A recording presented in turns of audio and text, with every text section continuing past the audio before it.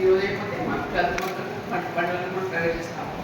So కొన్నిసార్లు మనం ఇరుక్కుడు అని కానీ లేదంటే మన బంధువులు కానీ గమనించుకుంటే దేవుడు మనం ఎంతో మరి దరిద్రంతో ప్రభుత్వ మన రాకపోకలో కాపాడుతాడు, మనకి ఆరోగ్యం ఇచ్చాడు, ప్రతి కూడా మనకి ఆహారం ఇస్తూ ఉన్నాడు. సో మనకి నిజంగా మన పనులు మనం చేసుకోవడానికి శక్తిని ఇచ్చాడు. ఎన్ని దాన్ని బట్టి దేవుడు మనం చూపించాలి కానీ చాలా తక్కువగా మనం దేవుడు చూపిస్తూ ఉంటాం కదా. ఏదైనా ఒక పని సక్సెస్ అయిందంటే చాలామంది ఇది నా వల్ల అయిందని చెప్పుకుంటారు, కానీ దేవుని వల్ల అయిందని కానీ మరి ఇంకా ఎదురు వాళ్ళకి పర్టికులర్ దాంట్లో ఒక రోల్ ఇవ్వడం కానీ ఉంటారు, కానీ this is all happen to me, ఇదంతా నా వల్ల అయిందని చెప్పుకుంటా ఆశ్చర్యపడుతూ ఉంటారు కదా చాలామంది.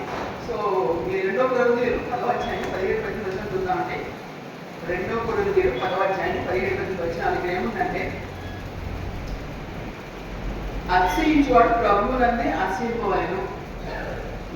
మనం ఏం చేసినా కూడా మనకి ఏమున్నా కూడా మనం ఏం చేయాలట, దేవుని అంతే మనం అతిశయం చేయాలంట. అంటే మనం ఏం పొందినా కూడా whatever successes we have are whatever achievements of God, మనం ఏం చెప్పాలంటే ఇది దేవుని వల్లే నాకు జరిగింది, ప్రభువునందే మనం అతిశయించాలి. ఇంకా చూడగా అతిశయించేవాడు ప్రభువునందే అతిశయింపవలెను, ప్రభువు మెచ్చుకున్నవాడే యోగ్యుడు కానీ తన్ను తానే మెచ్చుకున్నవాడు యోగ్యుడు కాదు. చాలా మంది ఏంటంటే వాళ్ళకి నా గ్రేట్నెస్ వల్ల నేను పొందాను, అంటే నాకున్న ఈ యొక్క టాలెంట్ వల్ల స్కిల్ వల్ల నేను చేశాను అనుకుంటారు. కానీ ఇక్కడ ఏమంటే ప్రభువు మెచ్చుకున్నవాడు యోగుడు కానీ తన్ను తానే మెచ్చుకున్నవాడు యోగుడు మనమైనా అంటున్నాం. మనం దేవుడు మనం జయమిస్తాడు, మనకి అచీవ్మెంట్స్ ఇస్తాడు, సక్సెస్ ఇస్తాడు, కానీ దాని పొందవలసిన ఘనత దేవుడే. సో మనగా ఇట్ ఈస్ మై నేను నా వల్ల నేను పొందాను కూడా చాలా తక్కువ. అంటే ప్రభువు మెచ్చుకున్నవాడు ఎవరు కానీ తన్ను తానే మెచ్చుకున్నవాడు ఎవరు. మనం ఈ లోకస్తులో ఎవరిలో ఉండాలనుకున్నామా, దేవుడి దృష్టిలో ఎవరిగా ఉండాలనుకున్నామా? ఈ లోకస్తులు ఎవరిలో ఉన్నామనుకుంటే దానివల్ల వచ్చే ఫలితము 0 చెప్పచ్చు. దేవుడు చేసిన మెచ్చుకోలు పొందాలనుకుంటే అది మనకి ఎంతో క్షేమం. కాబట్టి మన గోల్ ఎలా ఉండాలంటే నా దేవుడు మెచ్చుకోవాలి, నా దేవుడు నన్ను మంచి బిడ్డ, నా నమ్మకం అసలు చెప్పాలి, అలా మనం పొందాలి. కానీ మనకి అసహించే వాళ్ళ దగ్గర ఎవరైనా సెల్ఫ్ పోస్టింగ్ చేసుకుంటుంటే వాళ్ళ దగ్గర దేవుడు ఉండనే ఉంటాడు. వాళ్ళు గర్వంతో ఎక్కువ వ్యక్తులుగా ఉంటారు, వాళ్ళు దేవుడు చిన్న లోపల వ్యక్తులుగా ఉంటారు. ఇంకా చెప్పాలంటే మూర్ఖంగా ఉండే వ్యక్తులుగా మనం ఉంటాం. సో ఇంకోటి సామెతలు 5వ అధ్యాయము 22వ వచనం చూద్దాం. సామెతలు 5వ అధ్యాయము 21వ వచనం. ఇక్కడ ఏముందంటే, నరుని మార్గం యెహోవా ఎరుగును, వారి నడకలన్నిటిని ఆయన గుర్తించును. మనం ఏం చేస్తున్నాము, ఏం నడకంతో మనం ఏం చేయబోతున్నాం అన్నీ ఎవరు తెలుసట, దేవుడు. మనం మనుషుల నుంచి మరుగుపరచగలుగుతామో, మనుషులు చెప్పకుండా సీక్రెట్గా మనం ఉంచగలుగుతామేమో, అంటే మనుషులకి తెలియకుండా మనం చేయడానికి ప్రయత్నం చేస్తామేమో, కానీ దేవుడికి వ్యతిరేకంగా దేవుడిని మరుగుపరిచి మనం ఏమీ చేయలేము. కానీ నరుని మార్గంలో యెహోవా ఎరుగును, వారి నడతలన్నింటినీ ఆయన గుర్తించును. మన మార్గాలన్నీ కూడా లేచట మన నడతంగా కూడా ఆయనకి గుర్తిస్తాడు. Nothing can hide from God. మనం దేవుడికి అంటే దేవుడికి తెలియకుండా మనం ఏమీ చేయలేము, దేవుడికి తెలియకుండా మనం ఏమీ దాచలేము, అది గుర్తుపెట్టుకోవాలి. సో చాలామంది ఏదైనా లాభం పొందాలంటే ఒక ప్లాట్ క్రియేట్ చేస్తారు. నేను లాభం పొందాలంటే ఒక మనిషి దగ్గర నుంచి ఎట్లా చేయాలి, ఎట్లా చేయాలి, ఒక ప్లాట్ క్రియేట్ చేసి దాని ద్వారా వారు ఆ ప్లాట్ ద్వారా వారు యాక్షన్ చేసి దాని ద్వారా తగిన వెళ్ళి వారు పొందుకోవడానికి చాలా మంది ప్రయత్నం చేస్తూ ఉంటారు. కానీ వాటిలో ఒక ఘనత దేవుడి సమస్తము తెలిసింది అని మనం గుర్తుపెట్టుకోవాలి. కాబట్టి మనం అనుకుంటా వాళ్ళ తెలియకుండా మనం మోసం చేసి మన దగ్గర గుర్తుకుని అనుకుంటాం, కానీ దేవుడికి సమస్తము సాధ్యము అని తెలియదంటే ఏది కూడా లేదు. అలాగే సామెతలు 11వ అధ్యాయం 2వ వచనం చూడండి. సామెతలు 11వ అధ్యాయం 2వ వచనం ఏంటంటే, అహంకారం వెంబడి అవమానం వచ్చును, వినయము గల వారి యొక్క జ్ఞానం ఉన్నది. జ్ఞానం ఎవరి ఉందట, వినయం గల వారి ఉందండి. ఓకే, ఎవరైనా అహంకారంతో మరి గర్వంతో ఉంటే వాళ్ళ దగ్గర జ్ఞానమే లేదని మనం అర్థం చేసుకోవచ్చు. ఇక్కడ వాటి ఏంటంటే అహంకారం వెంబడి అవమానం. ఒకవేళ ఒక మనిషిని కనుక అహంకారంతో వాళ్ళకి అవమానం వస్తుంది, కానీ వాళ్ళకి ఏమాత్రం కూడా మెప్పు అనేది దేవుడి ద్వారా మెప్పు అనేది రాదు. ఇంకా ఏముందంటే ఇక్కడ వినయం గల వారి యొక్క జ్ఞానం ఉంది. మీకు వినయంగా మీకు జ్ఞానం కావాలంటే మొట్టమొదటి నేర్చుకోవాల్సిన అవసరం ఏంటంటే వినయం. కాబట్టి వినయం మనసుకు దేవుడి ఇష్టం పెట్టు. కాబట్టి ఆ వినయం పెంపొందించడానికి మనం ప్రయత్నించాలి. కాబట్టి మనకి ఎంత ఉన్నా కూడా ఎంత పెద్ద ఉద్యోగం అన్నది, ఎంత ధనములు ఉన్నా, మరి ఎన్ని టాలెంట్స్ మనకు ఉన్నా కూడా వినయం కలిగి ఉండడం అనేది దేవుడికి ఇష్టం. కాబట్టి వాళ్ళ దగ్గర జ్ఞానం కాబట్టి వినయాన్ని మనం ప్రాక్టీస్ చేయాలి. దాని గురించి మనం దేవుడిని అడగాలి. నేను కూడా అడుగుతాను దేవుడు ప్రతిదినం, ప్రభు నాకు వినయం దయచేసి దేవుడిని అడుగుతాను. సో అడిగి మన దేవుడుగా దేవుడి దగ్గర మనం అడిగి పొందుకోవాలి. ఇప్పుడు సామెతలు మనం 3వ అధ్యాయం చూద్దాం, 1 నుంచి 8 వరకు. ఇక్కడ ఏముందంటే, నా కుమారుడ నా ఉపదేశం మరొకము, నా ఆజ్ఞలు హృదయపూర్వకముగా గైకొను. సో హృదయం ఎలా ఉంటుందండి? హృదయంలో మంచి ఉంటుందా చెడ్డ ఉంటుందా? సో మన ఎవరైనా చూసామంటే డాక్టర్ వాళ్ళ నుంచి మనకి సదుద్దేశం తక్కువ వస్తే కానీ దురుద్దేశం అయ్యి భవిష్యత్తుగా మంచి వ్యక్తైనా విమర్శించగా ఇటువంటి వ్యక్తైనా అని మనం అనుకుంటూ ఉంటాం కదా. ఇక్కడ ఏముందంటే, నా కుమారుడు నా ఉపదేశం మరొకము, దేవుడు చేసిన ఉపదేశం మనకి మర్చిపోదంట. ఇంకా నా ఆజ్ఞలు హృదయపూర్వకంగా గైకొను. అంటే హోల్ హార్టెడ్గా దేవుడికి ఆజ్ఞ మనం గైకోవాలి. అంటే దేవుడి ఆజ్ఞలు ఎలా అంటే ఇంకా అదే మన ప్రాణాధారం లాగా అలా మనం దాన్ని మనం ఫాలో చేయాలట. ఇంకా చూడండి, దానివల్ల ఏమొస్తుంది ఫలితం? అది దీర్ఘాయును సుఖజీవితం గడిచిన సంవత్సరంలో శాంతిని కలగచేయదు. 3 అంశాలు. 1 దీర్ఘాయువు, 2 సుఖజీవితం గడిచిన సంవత్సరంలో, 3 శాంతి. ఈ 3 కన్నా బెస్ట్ ఇంకా ఈ లోపల ఏమైనా ఉందండి? ఈ 3 కన్నా బెస్ట్ ఇంకా ఉందా? ఏమైనా ఉందా? Nothing is there. దీర్ఘాయువు ప్రతి మనిషి ఇష్టపడతాడు, సుఖజీవితం గడిచిన సంవత్సరం ప్రతి మనిషి ఇష్టపడతారు, శాంతి ఇష్టపడతారు. ఎంతకంటే బెస్ట్ లైఫ్లో ఏమీ లేదు. కాబట్టి ఈ 3 మనం ఎలా పొందుకుంటామంట? దేవుడి ఉపదేశాలు మనం మర్చిపోకుండా ఆజ్ఞలు హృదయపూర్వకంగా గైకొంటే ఈ 3 బెస్ట్ మనం పొందుకుంటున్నాయి. సో ఎందుకు మనం ప్రభుత్వం వస్తాయంటే మనటువంటి ప్రాబ్లం ఉందని మనం వర్షణ చేసుకోవాలి. ఇంకా చూడండి, దయను సత్యము నేను విడిచిపోలేము, వాటిని కంఠభూషణంగా ధరించుకోడు. నేను స్కూల్లో పనిచేస్తూ ఉన్నాను. కొన్నిసార్లు ఆయన చేసిన పనులు కానీ లేదా టీచర్ చేసిన పని కానీ చాలా కోపం వచ్చేస్తాం. సో కొన్నిసార్లు వాళ్ళ మీద నేను అంటే తెలుగుగా తిట్టాల్సిన పరిస్థితి వస్తూ ఉంటాయి. దేవుడు తర్వాత ఇలాగే నాకు జ్ఞాపకం చేస్తారు అన్నమాట. సో వాళ్ళు చేశారు పొరపాటు, ఓకే, బట్ అంత వాళ్ళ మీద అంత కోపం పెట్టుకోవడం మంచిది కాదు. దేవుడు నాకు జ్ఞాపకం చేస్తూ ఉంటాను. మళ్ళీ నేను ఇమీడియట్గా నెక్స్ట్ డే ఏదైనా ఆ రోజు సాయంత్రం మళ్ళీ వాళ్ళతో నేను మాట్లాడుతూ ఉంటాను మంచిగా. సో మీకు వాక్యం ఏంటంటే, దయను సత్యము నన్ను నేను విడిచిపోలేదు. ఈ 2 కూడా మనం ప్రాక్టీస్ చేయాలి. మన లైఫ్ ఎదుటి వాళ్ళ పట్ల దయతో ఉండాలి. మన సత్యం అంటే ఏంటంటే, దేవుడు యేసుక్రీస్తు ఏం చెప్పాడు? నేనే మార్గము సత్యము జీవం. కాబట్టి నువ్వేమంటే దయను సత్యం నన్ను విడిచిపోలేము, వాటిని కంఠభూషణంగా ధరించుకోవాలి. ఎవరైనా మంచి లావు నక్లెస్ వేసుకున్నారనుకోండి నడికి, సో అందరి చుట్టూ ఆ నక్లెస్ మీద ఒకే ఉండమాట. నక్లెస్ చాలా బాగుంది, ఎక్కడ చేయించాలని అడుగుతూ ఉంటారు కదా. మనం దయ చాలా మంది ధరించుకోవాలి. అంటే మనం చూసిన వాళ్ళు మన ప్రవర్తన బట్టి, మన జీవిత విధానం బట్టి ఈ మనిషి నిజంగా దయగలిగిన వ్యక్తి, ఈ మనిషి సత్యం అనుసరించే వ్యక్తి మనం చూసిన వాళ్ళు ధరించి అటువంటి ప్రవర్తన మనం కలిగి ఉంటానికి మనం దేవుని అడగాలి, పొందాలి, ఆ ప్రకారం మనం జీవించాలి. ఇంకేముంది? నీ హృదయం పలక మీద వాటిని రాసుకుని, మన హృదయం కలిగి ఒక పలక దానిలో మనం ఏమంట దయ సత్యం 2 కూడా మనం రాస్తాం. ఆ పలక మీద రాసినప్పుడు వాటిని మన జీవితంలో చూపిస్తాం, జీవితంలో మనం అనుసరిస్తాం, జీవిత ఎదురులకు మనం ఆ రకంగా మన ఎదురు వాళ్ళతో మనం ప్రతిస్పందిస్తాం. కాబట్టి ఈ దయా సత్యం కూడా మనం అనుసరించి నడుచుకోవాలట. ఇంకా అలా ఉంటే ఏంటంటే లాభం? అప్పుడు దేవుడి దృష్టి ఎందును మానవ దృష్టి ఎందును నీవు దయనుంది మంచివాడని అనిపించుకోండి. మనం కనుక దయా సత్యం అనుసరిస్తే దేవుడి దృష్టిలో మనం మంచివాళ్ళగా ఉంటాము, మానవ దృష్టిలో కూడా మనం మంచివాళ్ళగా ఉంటాం. కాబట్టి ఇవి మనం పాటిస్తున్నామా లేదా, ఇవి మనం మన జీవితంలో అనుసరిస్తున్నామా లేదా, ఇవి మన జీవితంలో నిజంగా మన ఎదురుగా చూపిస్తున్నామా లేదా మనం పరిశీలన చేసుకోవాలి. మొట్టమొదటి ఏముంది? ఆయన ఆజ్ఞ ఉపదేశం మనకు లేకుంటే దీర్ఘాయువు సుఖచేతుతో ఒక సంవత్సరం శాంతి వస్తాయి. మనం దయా సత్యాలు అనుసరిస్తే కానీ మనం ఏమవుతుంట? దేవుడి దృష్టి ఎందుకు మానవ దృష్టి ఎందుకు మనం దయ పొంది మనం మంచి వాళ్ళని అనిపించుకుంటాం. కాబట్టి ఇవన్నీ ఈ బైబిల్ అంటే ఒక ట్రెజర్ లాంటిది, అంటే ఒక నిధి లాంటిది. దీన్ని మనం ఎంత కావాలంటే ఎటువంటి కావాలి అది మనం పొందుకోవచ్చు.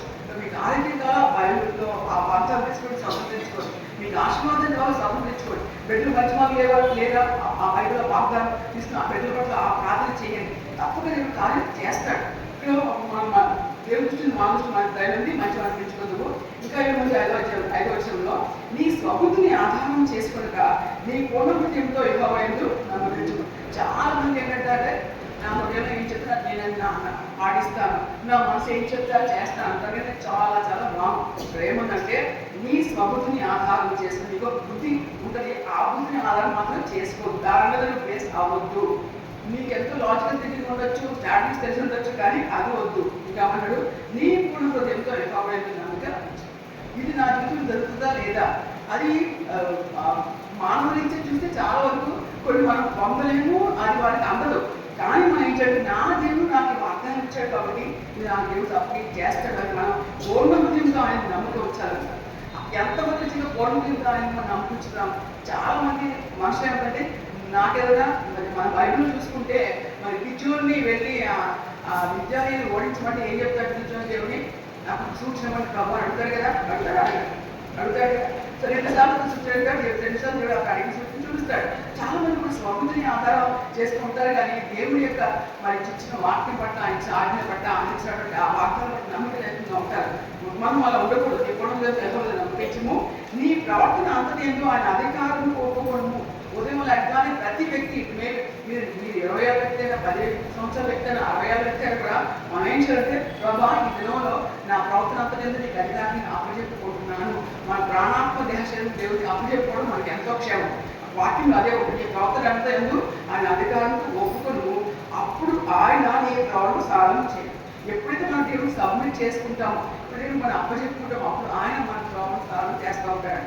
మార్నింగ్లో ఒక చిన్న ఇన్సిడెంట్ జరిగింది. ఏంటంటే నేను బయటకు వెళ్దామని చెప్పి ఎవ్రీ సండే బయటకు వెళ్తూ ఉంటాను. బయట వెళ్ళి లేకపోతే నేను కూడా తెచ్చుకుంటూ ఉంటాను. అలాగే ఈరోజు కూడా వెళ్దామని నేను కింద దిగాను. సో నా బండి పక్కనే మా చిన్నబాయ్ ఆ బండి పెట్టాడు. నా బండి స్టాండ్ తీయగానే ఆ బండి నా బండి 2 నా మీద పడిపోతున్నాయి. నాకు బలం సరిపోతుంది. నేను నించడానికి నేను అది కష్టమైన ఎసగా నేను మనసులో అనుకుని అది కష్టమైన నా బండి స్టాండ్ సైడ్ స్టైల్ నాకే వేసాను. నా బండి మీద ఆ పక్క బండి పడి ఉంది. సో ఆ బండి నాకు అవడం సరే ఫోన్ తీసుకున్నాను. నా బ్యాగ్లో ఫాస్ట్ గారికి ఫోన్ చేశాను. మా చిన్నబాయి ఫోన్ చేసి ఇద్దరు కూడా ఫోన్ తీయలేదు. సో ఇంకా ఇలా కాదని చెప్పి ఇంక ఫాస్ట్ గా పని అవుతారు. సో ఇలా కాదని చెప్పేసి నేను ఇక నెమ్మదిగా ప్రభు నాకు జ్ఞానం ఇవ్వని చెప్పి ఆ పక్కకి వెళ్ళి ఆ వేరే పని నెమ్మదిగా సైడ్ నుంచి అలా లాగి మళ్ళీ దానికి స్టాండ్ వేసి అప్పుడు మళ్ళీ నా బండి జాగ్రత్త నేను బయటకు వెళ్ళాను. సో నాకైతే నా మీద పడిపోతే 2 బండ్లు నేను చాలా భయపడ్డాను. కానీ మన నిజంగా మన దేవుడు ఎంత గొప్పది అంటే మనం ఏ సమస్య ఉన్నప్పటికీ కూడా, ఏ ఇబ్బందులు ఉన్నప్పుడు కూడా ఆయన మనతోనే ఉండి మనకి ఎప్పటికీ ఏ మోసం ఆయన మనకి ఇస్తూ ఉంటాడు. కాబట్టి ఇక్కడ మనం నేను కూడా ప్రజలు ప్రార్థన చేసుకుంటున్నాం. నా ప్రవర్తన అంతా అధికారం నేను అప్పు చెప్పుకుని ఈ పాయింట్ నేను నా పేరు కూడా పెట్టుకుంటాను. అప్పుడు ఆయన మన ప్రభావం ఏం చేస్తాడ సాగు చేస్తాడు. నేను జ్ఞాని కదా అని నీకు అనుకుని వద్దు, యెహోవాను భక్తులు కలిగి చెడుతను విడిచిపెట్టు. చాలా మంది మేము చాలా జ్ఞానవంతులు, చాలా గొప్పగా చదువుకున్నామండి, దానికి ఇదంటే అనుకుంటారు. కానీ ఎప్పుడు కూడా నేను జ్ఞాని అని మనం అనుకోకూడదంట. మీకు ఎంత జ్ఞానం ఉన్నా కూడా తెలిసినప్పటికీ కూడా ప్రభు అని చెప్పి ఆయన దగ్గర వినయంతో ఉండాలి. కానీ నేను జ్ఞాని అని మనం ఎప్పుడు కూడా అనుకోకూడదంట. ఇంకేముంది, యెహోవాను భక్తులు కట్టి చెడుతను విడిచిపెట్టము. ప్రతి మనిషిలో ఈ లోపల ఎవరైతే ఈ మనిషి కంప్లీట్గా నీతిమంతుడు అని చెప్పుకోగలిగిన వ్యక్తి ఎవరు ఉన్నారా? ఎవరు కూడా ఒక యేసుక్రీస్తు తప్ప ఎవరూ లేదు. సో వాళ్ళ పరిశుద్ధాత్మ వరం ఉండొచ్చు, బలం ఉండొచ్చు, సేవ చేస్తుండొచ్చు. ప్రతి మనిషి కూడా చెప్తున్న పొరపాటు ఏదో ఒకటి ఉంటూనే ఉంటాయి. మనసులో చెడు ఆలోచన రావచ్చు, నేను వచ్చిన అబద్ధం చెప్పచ్చు, ఏదో ఒకటి ఉంటూనే ఉంటాయి. అందుకే ఇక్కడ వాక్యం ఏమంటే యెహోవాను భక్తులు చేతులు విడిచిపెట్టము, అప్పుడు నీ దేహములకు ఆరోగ్యమును నీ ఎముకలకు సత్వము కలుగును. సో మనకు అనారోగ్యం కానీ దేహంలో ఆరోగ్యం లేకపోతే ప్రభావ నాలో ఏమైనా నీకు అవయం ఉందేమో అని ఆయన దేవుని అడగండి. నాలో ఏమైనా నీకు ఆయాస్కరం ఏమైనా ఉందేమో అని దేవుని అడగండి. అప్పుడు ఏం చేయాలంటే వాటిని మనం విడిచిపెట్టాలంట. వాటిని మనం విడిచిపెట్టినప్పుడు ఏం చేస్తుంటాం? దేహానికి ఆరోగ్యము, ఇంకా ఎముకలకి సత్తువ. ఈ రోజు చాలా మంది ఎముకలు ఎప్పుడుతో బాధపడుతున్నారు. మా స్కూల్ టీచర్ కూడా చెప్తా ఉంటారు, మనకి ఫీవర్ వచ్చింది అప్పటి నుంచి నాకు చాలా బోన్స్ పెయిన్స్గా ఉన్నాయని చెప్తూ ఉంటారు. సో వాళ్ళకి క్యాల్షియం ట్యాబ్లెట్స్ తీసుకుని నేను సజెస్ట్ చేస్తూ ఉంటాను. కానీ ఇక్కడ వాక్యం ఏంటంటే మనం చరిత్రను విడిచిపెడితే అప్పుడు నీ దేహానికి ఆరోగ్యం, ఎముకలకు సత్తువ కలుగుతుంది. కాబట్టి మనకి ఆరోగ్యం కావాలి, సత్తువ కావాలి ఇచ్చేది దేవుడే. కాబట్టి ఈ దేవుడు ఎంత మంచి దేవుడు, మనకి అన్ని రకాలుగా సహాయం చేసే ఒక మనం కలిగి ఉన్నాం. ఇక మన వినయంగా జ్ఞానం దాన్ని చూసుకున్నాం కదా, దాన్ని రిలేటివ్గా చూద్దాం. లోకా 10వ అధ్యాయము. సో 9-14 చూద్దామండి. తామే నీతులు మంత్రమని తమ్ము నమ్ముకొని ఇతరులను ధృవీకరించి కొందరితో ఆయన ఉపమానం చెప్పారు. ఇటువంటి 10 రోజుల్లో ఉన్నారా లేరా? ఉన్నారా కదా? మేమే నీతి మంత్రము, మాకంటే బెస్ట్ కానీ మాకంటే పర్ఫెక్ట్ కానీ ఎవరు కూడా లేరు అని వాళ్ళు ఉన్నారా లేరా? అప్పుడు కూడా ఉన్నారండి. అలాంటి వాళ్ళ నుంచి చేసేటప్పుడు ఈ ఉపమానం చెప్పండి. ఏమని? ప్రార్థన చేయడానికి 2 మనుషులు దేవాలయంలోకి వెళ్ళి, 2 మనుషులు ఎక్కడికి వెళ్ళారంట? ఏం చేయడానికి? ప్రార్థన చేయడానికి. వాళ్ళు ఒకరు పరిస్థితి, ఒకరు సుంకరి. ఒక అతనేమో పరిస్థితి, ఒక అతనేమో సుంకరి. పరిస్థితులు నిలబడి దేవా, నేను చోరులను అన్యాస్తులు వ్యభిచారులైన ఇతర మనుషుల వలన ఈ సొంతలను ఉండకందుకు నీకు ప్రభుత్వ ఆస్తులు చెల్లించున్నాను. అసలు దేవుడు ఏ రకంగా థ్యాంక్స్ చెప్తున్నాడో పరిస్థితి చూడండి. అతను తనని ఇతరులతో కంపేర్ చేసుకుంటూ, వాళ్ళకంటే తను ఎక్కువ అని చెప్పుకుంటూ, తన యొక్క గుణతమైన వ్యక్తిని చెప్పుకుంటూ దేవుడికి థ్యాంక్స్ గివింగ్ చెప్తున్నాడు. నేను ఒక అబద్ధం చేయలేదు ప్రభా, వ్యభిచారం చేయలేదు ప్రభా, ఇది ఈ సుంకలనే లేదు ప్రభా అని నేను థ్యాంక్స్ చెప్తున్నాను ప్రభా అని చెప్తారంట. వారికి 2 వారాలు ఉపవాసం చేయొచ్చు, ఇల్లాగత వారికి 2 సార్లు ఉపవాసం చేయొచ్చు, నా సంపాదన అంతట్లో 10వ వంతు చెల్లించున్నానని తనలో తాను ప్రార్థించుతాడు. ప్రభా, నేను 2 times ఉపవాసం ఉంటున్నాను, నాకు ఇచ్చిన సంపాదన 10th part రైట్ మీకు నేను ఇచ్చేస్తున్నాను అని అతను ఏం గురించి ప్రార్థన చేస్తున్నాడు? తన గొప్ప దేవుడిని చెప్పుకుంటున్నాడు. అది ప్రార్థన అంటారా? దేవుడు తెలియదు అతను ఏం చేస్తున్నాడు, దేవుడు తెలియదు అతను ఉదయం ఏంటో, దేవుడు తెలియదు అతను ఎలా ప్రవర్తిస్తున్నాడు, అంత దేవుడు తెలుసుకుని కానీ తన గురించి నేను చెప్పుకుంటూ ఉన్నాడు. అయితే సుంకరి దూరంగా నిలుచుండి ఆకాశం కళ్ళెత్తిన ధైర్యం చాలగా రొమ్ము కొట్టుకోవచ్చు. సుంకర వ్యక్తి చాలా వినగలిగిన వ్యక్తి, కనీసం తను ఎంతగా తగ్గించుకోవడం తల కింద కొడుచుకొని కనీసం తల ఎత్తడానికి కూడా ఆకాశం చూడకుండా ధైర్యం చాలగా ఏమన్నాడు దేవుడితో, దేవా పాపులను కరుణించమని పలికాడు. అతనికి ఏం చెప్పట్లేదు ఆ సుంకరి, తను చెప్పినది కూడా తనకుండా ఏది కూడా దేవుడి దగ్గర గొప్పగా చెప్పుకోవట్లేదు. ఏమన్నాడు, ప్రభా మొట్టమొదటి నేను పాపిని గ్రహించుకున్నాడు. దేవుడు పాపిని ప్రభా నన్ను కరుణించు అని సుంకరి ప్రార్థన చేశాడు. అతనికంటే నీతిమంతుడిగా తెచ్చిపడి దైనికులని మీతో చెప్పుచున్నాను. ఇసుకోవాలి అంటే ఎవరు నీతిమంతుడిగా తెలుస్తున్న దేవుడు? 10వ భాగం ఇచ్చిన వ్యక్తి, వారికి 2 సార్లు ఉపవాసం వ్యక్తి, మరి తను ఎంతగా హెచ్చించుకుంటున్న వ్యక్తిని నీతిమంతుడిగా దేవుడు ఇచ్చాడా? సుంకరి నీతిమంతుడిగా తీర్చే వాక్యం వేయబడు. ఇంకా ఏమన్నా వేసుకున్నవారు తను తాను హెచ్చించుకునేవాడు తగ్గించబడను, తను తాను తగ్గించుకునేవాడు హెచ్చించబడను చెప్పను.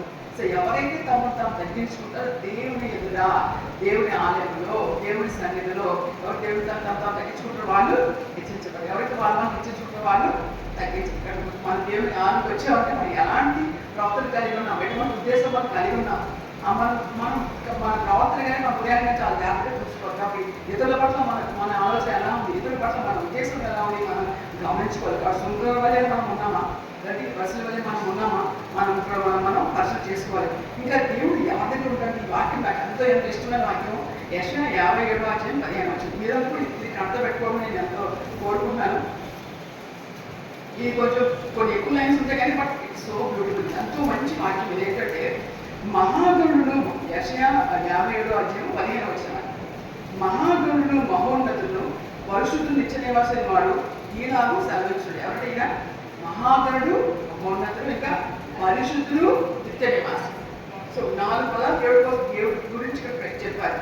ఈనాడు సరే అటువంటి దేవుడు దాకా ఏమన్నాడ, నేను మహోన్నతుడు పరిశుద్ధంలో నివసించేవాడు. దేవుడు ఏమన్నా తన గురించి, నేను మహోన్నతమైన పరిశుద్ధ స్థలంలో నివసించే నేను అని దేవుడు తన గురించి తను చెప్పుకుంటున్నాడు. ఇంకేమన్నాడు, ఆయనను వినయం గల వారి ప్రాణం ఉజ్జీవింప చేయటను. ఎవరైతే వినయం కలిగి ఉన్నారో వారి ప్రాణాన్ని ఉజ్జీవం చేయడానికి, నలిగిన ప్రాణం ఉజ్జీవింపు ఎవరైతే ప్రాణాలు నలిగిపోయిన వారిని ఉజ్జీవింప చేయటను వినయము గల వారిను దీనమస్సు గల వారిను నివసించుచున్నాను. దేవుడు వాళ్ళతో నివాసం చేస్తా ఉన్నాడు. కాబట్టి వినయం ఉండటం మంచిదా, గర్వం ఉండటం మంచిదా? కాబట్టి ఈ వాక్యం మీరు కంతపెట్టి ప్రభా నాతో మీరు ఉన్నారు ప్రభా అని మిమ్మల్ని మీరు దేవుడి సంగతి అనుభవించడానికి ఇది ఎంతో మంచిది. ఈ పర్సన్ మాత్రం దయచేసి అందరూ కంతపంటే నేను ఎప్పుడో కూడా అడుగుతాను, మీరు చెప్పాలి. ఎప్పుడో కూడా అడుగుతాను మీరు చెప్పాలి. యెషయా 57:15 చాలా చాలా మంచిది. సో వినయం గల ప్రాణం ఉద్యోగం చేయడానికి నలుగురు కూడా ఉద్యోగం చేయడం వాటితో పాటు నివసిస్తానికి ఇష్టపడుతుంది. కాబట్టి మనం అందరూ వినయం కలిగి ఉండే కలవాలి. కాబట్టి దేవుడు మనతో ఉండాలి, ఆయన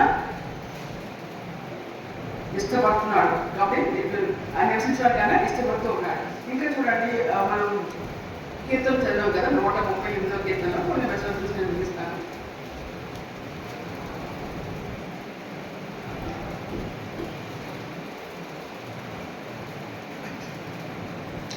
ఇప్పుడు ఏమన్నంటే 138వ అధ్యాయం కీర్తన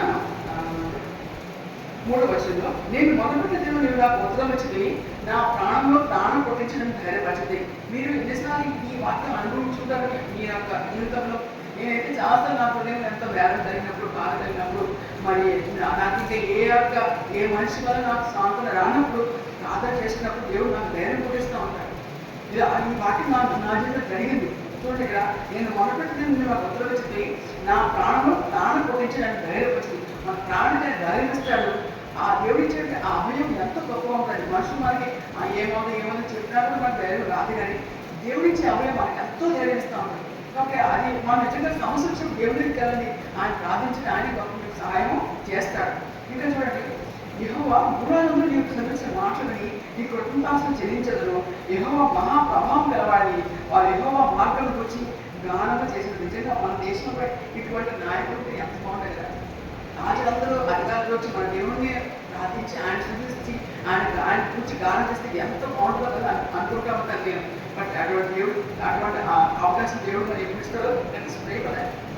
ఇంకా ఆయన ఆలోచనను యెహోవా మన మహోన్నతులను ఆయన దీనులను లక్ష్య పెట్టను. దేవుడు ఎంత మహోన్నత అయినప్పటికీ కూడా ఆయన దీనులను లక్ష్య పెడతాడు. మనం ఒకవేళ ఈ విశాఖపట్నం కలెక్టర్ గారి దగ్గరికి వెళ్ళి ఆయనతో మాట్లాడాలని మనం బయట వెయిట్ చేస్తే మన వల్ల అవుతుందా? అవుతుంది కదా. కొన్ని ఒక పెద్ద ఎంపీ కానీ ఎమ్మెల్యే కానీ మనం కలుసుకొని చెప్పి వాళ్ళ నుంచి ఏ పర్మిషన్స్ లేకుండా మనం జస్ట్ మీరు వెళ్ళి ఆయనతో మాట్లాడాలంటే మనకు అవుతుందా? వాక్యం ఆయన ఎంత బాగుండేది. ఆయన దీనులను లక్ష్య ఆయన యొక్క మనసు ఆయన యొక్క చూపు దీనుల పట్ల ఉంటారు.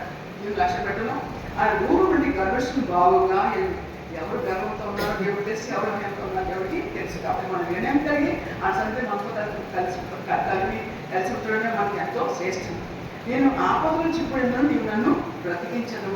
మనకి ఆపద వచ్చినప్పుడు మనం ఏం చేస్తామంటే ఇందులో పైకి రానేమో, నేను ఇలా కోల్పడిపోతానేమో అని అనుకుంటాం. కానీ ఎలాగే కార్యమారా చెప్తాడు, మనం కూడా ఇలాగే ఈ ఆపద నాకున్నా కూడా నువ్వు తప్పగా బ్రతికిస్తావు అని మన విశ్వాసంతో దేవుడు మనం కనపరచాలి, ప్రార్థించాలి, ధైర్యం మనం తెచ్చుకోవాలి. నా శత్రువుల కోపములను రక్షణకి నీవు నీ చేయి చాపదవు. శత్రువులు మనకు వస్తారు, వాళ్ళు మన రక్షణ కలిగేది చూస్తారు, కానీ వాటిలో ఉంటే ఆయన చేయి చాచి నన్ను రక్షిస్తాడు. నీ కుడి చేయి నన్ను రక్షించు. యెహోవా నా పక్షమున కార్యము సఫలము చేయదు. దేవుడు నా పక్షం మీకు నిబంధనకు ఈ వాక్యం ఎత్తిపెట్టి గట్టిగా పలకరు. దేవుడు నా పక్షాన కార్యం సఫలం చేస్తాడు. యెహోవా నీ గొప్ప నిరంతరములను నీ చేతికాలను విడిచిపెట్టు. దేవుడి గొప్ప మొత్తం ఉంటుందా? ఉదయం మధ్యాహ్నం ఉంటుందా? కాదు, నిరంతరం ఉంటాయి. కాబట్టి మనం వినయమాసగా నిర్మస్తున్నప్పుడు ఆయన మనతో ఉండడానికి నివాసం ఇష్టపడుతుంది. కాబట్టి ఆయన గొప్ప నిరంతరం ఉంటుంది. కాబట్టి ఎప్పుడు మన ఇప్పుడు ఈ సమయంలో ప్రార్థన చేయండి అని కొంతమంది చెప్తూ ఉంటారు.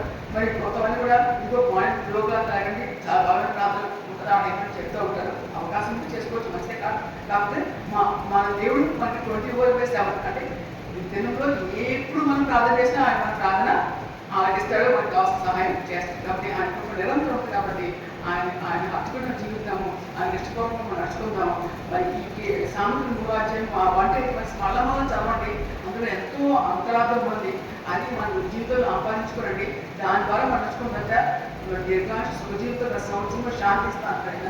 మరి మనుషుల దృష్టి ఎందుకు దేవుడి దృష్టికి మన ధైర్యం ఉంది, మంచి వాళ్ళకి అనిపిస్తా అని చెప్పి చెప్తున్నాడు ఆయన. మరి ఆరోగ్యం కావాలంటే చేతులు విడిచిపెట్టమని చెప్తున్నాడు ఆయన. కాబట్టి ఇవన్నీ మన జీవితంలో అవలంబించి ఆ వాక్యం మన దేవులో మేము ఎత్తిపెట్టుకుని దాని ప్రకారం మనం చూపించినప్పుడు వాక్యం నిజం అవ్వద్దండి. వాక్యం ఒక పొల్లైన ఒక సున్నాన్ని తప్పిపోదని చెప్పారు కదా. మనం ఏది కూడా తప్పిపోకుండా జరుగుతుంది. కాబట్టి ఆ వాక్యం పట్ల మనం నమ్ముకుంటూ గొప్ప కార్యం మన పట్ల చేస్తాం. మనం చేస్తుందా? Just trust in God, just believe, just look at God and trust him అంతే. కాబట్టి అటువంటి కృప మనందరికీ దేవుడు దయచేయండి.